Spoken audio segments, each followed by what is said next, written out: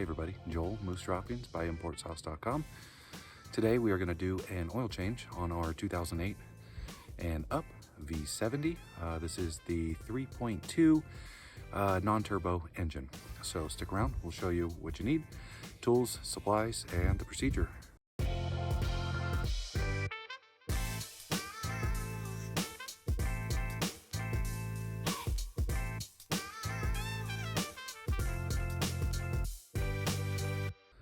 Okay, so last week we did an oil change in a video on the XD60 back there. Getting under this one, looks pretty similar.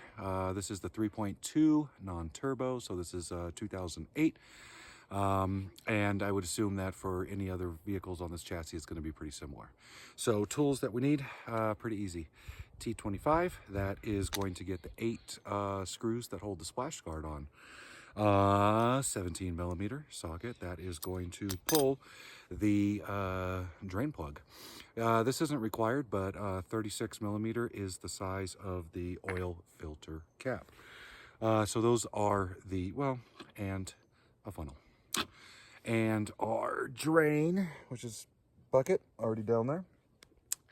In terms of supplies, 5W30 full synthetic is what's recommended, and this engine's still young and healthy, so we're sticking with that. You need your new filter. This is Wix 57806, and it comes with the new seal ring gasket. Make sure you get a new crush washer for the drain plug. Other than that, on that 5W30 or whatever oil that you're going with, 7 1/4 quarts. So what we did is, again, we've already taken the splash guard off. That's going to be your T25, and that is 8 of those screws. Now we are going to go under, and we are going to show you and pop the 17 mil off of the drain plug. Underneath the car, here is the oil pan, pretty hard to miss. And then right here, where you would expect it to be, back of the oil pan, there's our 17 mil right there. So we're going to crack that off. We're going to make sure that that crush washer comes off with it. And then we are going to sit here and just let that drain out. Oil is draining. By the color of it, we can see that it was definitely time.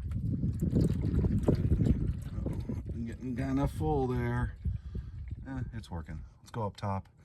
We're not going to pull the cap just yet because this stuff is taking a second to drain down there. Okay, we're up top. Let's go ahead and just pull the cap so we can release any vacuum that was still kind of hanging out in there.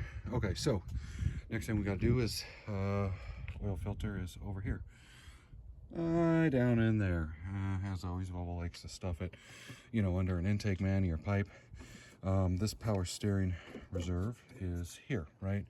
And what you're going to want to do is just slide that up, and you're going to be able to kind of set that down out of the way.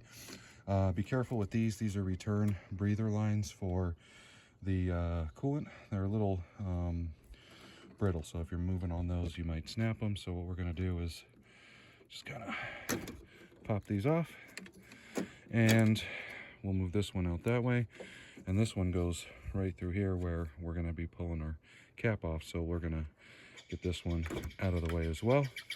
There we go. And that way we're going to get our 36 mil in there, open that up, and then we got to squeeze that all the way up. And by pushing this kind of out of the way or moving it, we should have enough room. Here we are using 12 inches worth of extension to get that guy down there. 6 isn't going to do it because you're not going to have any room. For the most amount of room, same thing, we pulled this power steering fluid up. It's just rubber hose, so we pulled it up and kind of popped it over, and now you'll see we'll have a straight shot in. That's a very large cap that we got to pull out there. We've already opened it up. We're letting it just kind of sit there and drain, so that when we have to struggle to get it out, which we always kind of have to fumble it out because there's not much room, we're dripping less oil. Next, here is the O-ring, which will be replaced by that green one. Filter and everything matches up. So what we're going to do is go ahead and pull this off and then stick the new one in.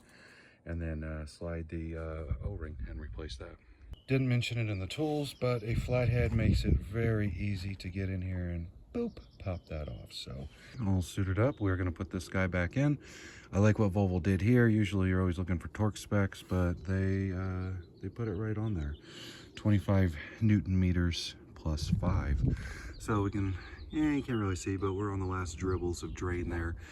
So we're gonna go ahead and put this back on, torque it, and then by the time we do that, we're ready to go put our new guy on down there. Okay, we are down to just a few drips, so new crush washer on there.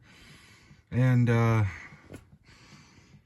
most people don't use a torque spec on here. They just go hand tight, crush it, give it a little oomph, but 35 Newton meters, 28 foot-pounds of torque. So we're gonna go ahead and put that back on. 7 1/4 are in. We are going to put the cap back on. Fire this thing up while the splash shield is still off. Let it run for just a few. Make sure that nothing's leaking or oozing. And then we will pull it back down off of the ramps and check the stick and see if we need to add a little.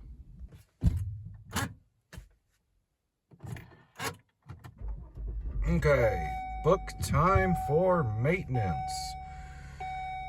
This is the last thing. Typically you want to reset your oil service interval indicator.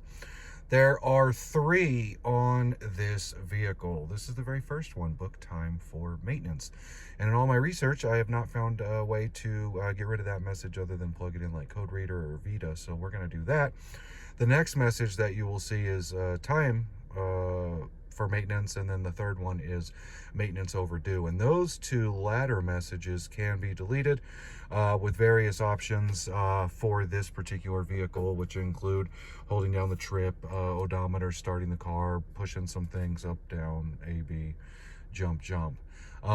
So because we're not at that and we did ours a little bit early, you know, I can't help you out there, but there are tons of videos for your particular model based on whether you have the push button start, the turnkey start, whether you have a later model that doesn't or does have this physical trip button.